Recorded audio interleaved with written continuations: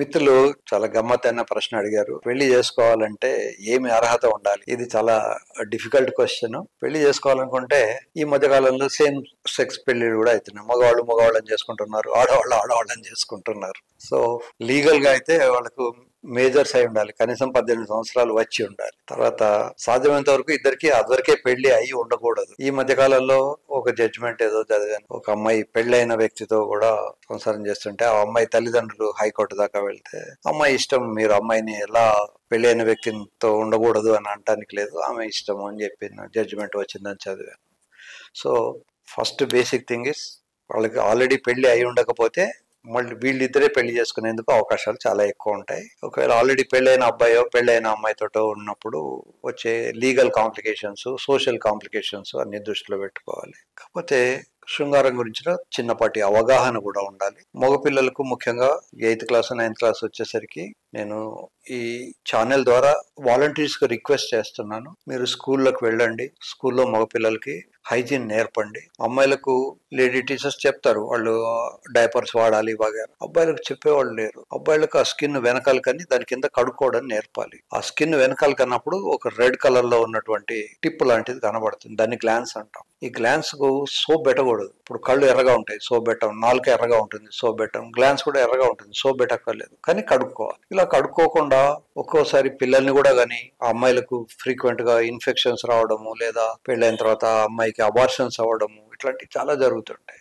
ఈ మధ్య కాలంలో నా దగ్గరకు ఒక కపుల్ వచ్చారు. 50-52 ఏళ్ల వయస్సు ఉంటుంది ఆయనకు, ఆమెకు ఎవరైనా 45-46 ఉంటుంది.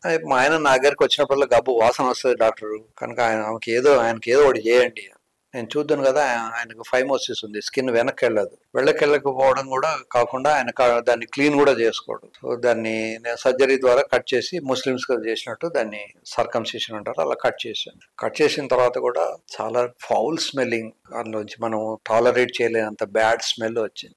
తర్వాత 1 or 2 months తర్వాత ఆమె నాకు స్వీట్ ప్యాకెట్ తెచ్చి డాక్టర్ గారు ఇప్పుడు మా ఆయన నా దగ్గరకు వస్తే బాధ లేదు, ఆ స్మెల్ లేదు అని. సో ఇట్లాంటి చిన్న చిన్న విషయాలే కానీ వీటిని కొంచెం తల్లిదండ్రులు జాగ్రత్తగా తీసుకోవాలి. ఎస్పెషల్లీ తండ్రులు కొడుకులకు నేర్పాలి ఎలా స్నానం చేసేటప్పుడు ఎలా చేయాలి అనేది.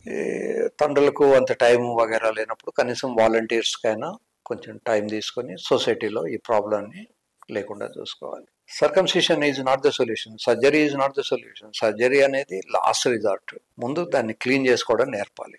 ఎవరికైతే మనం ఇలా స్కిన్ అన్నప్పుడు వెనక్కి వెళ్ళదో, క్లీన్ చేసుకోవడానికి ఇబ్బంది ఉంటుందో వాళ్ళకు మాత్రమే సర్జరీ ఇండికేటెడ్. అక్కడ స్కిన్ ఉంది కనుక దాన్ని తీసేయాలి అని అనుకోవడం పొరపాటు. ఈ మధ్య కాలంలో చాలా రీసెర్చ్ జరిగింది, అపెండిక్స్ కూడా అవసరం లేకపోతే తీయకూడదు అని. ఎందుకంటే అపెండిక్స్ నుంచి కూడా మనకు కావాల్సినటువంటి కొన్ని హార్మోన్స్ బాడీలో వస్తూ ఉంటాయి. భగవంతుడు ఇచ్చిన ఏ దాన్ని కూడా ఎంతో అవసరం ఉంటే తప్ప తొలగించవద్దు. అది basic understanding of the nature. ఇంకా పెళ్లికి ముందు కూర్చొని మాట్లాడుకోవాలి. ఇప్పుడు పెళ్ళైన తర్వాత రూమ్ రెంట్ ఎవరు కట్టాలి, గ్రాసరీస్ పేమెంట్ ఎలా, ఎలక్ట్రిసిటీ బిల్ ఎవరు పే చేయాలి, పిల్లలు పుడితే పిల్లలకు ఏ పీడియాట్రిషియన్, పిల్లల డాక్టర్ ఖర్చులు, వ్యాక్సినేషన్ ఖర్చులు, డెలివరీ అప్పుడు ఖర్చు ఎవరు పెట్టుకోవాలి, హస్బెండ్ పెట్టుకోవాలా, వైఫ్ పెట్టుకోవాలా, ఎవరు ఎంత పెట్టాలి, ఇవి లేకుండా పెళ్లి చేసుకుంటే పెళ్ళైనప్పటి నుంచి గొడవలు స్టార్ట్ అవుతాయి. నా సంపాదన నీకెందుకు వేయాలి, నా సంపాదన నీ సంపాదన ఉపయోగించుకో. ముఖ్యంగా రిలేటివ్స్, అమ్మాయి తరఫున మామగారో వాళ్ళ బాబుమరదో ఎవడన్నా ఇంటికి వచ్చినప్పుడు వీళ్ళు చిరుబుర్లాడుతుంటారు.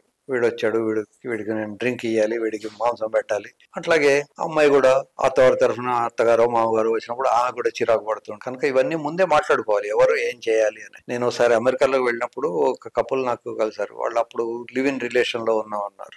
2-3 సంవత్సరాల తర్వాత మళ్ళీ సెకండ్ టైం అమెరికా వెళ్ళినప్పుడు మళ్ళీ కలిసారు. వాళ్ళు ఏమయ్యా పెళ్లి చేసుకున్నావా అంటే, లేదు సార్ ఈ మధ్యనే ఒక కుక్కని తెచ్చుకున్నాం, త్వరలో పెళ్లి చేసుకుందాం అనుకుంటున్నాం అన్నాడు. నేను కుక్కకు ఉన్న పెళ్లికి ఏమిటా లింకు అంటే, సార్ కుక్కను నేను వ్యాక్సినేషన్ తీసుకెళ్ళాలి, 1 month నేను తీసుకెళ్తాను, 2nd month ఆమె తీసుకెళ్తుంది, ఆ కుక్క రోజు ఎక్కడో పూజ చేస్తుంది, దాన్ని క్లీన్ చేయాలి, రేపు పొద్దున పెళ్లి చేసుకున్న తర్వాత పిల్లలు పుడతారు, వాళ్ళకు డైపర్ ఎవరు మార్చాలి, కనుక మేము ఇవన్నీ అలవాటు చేసుకుని మాకు నచ్చితేనే అప్పుడు పెళ్లి చేసుకుంటాం, లేకుంటే పెళ్లి చేసుకోము.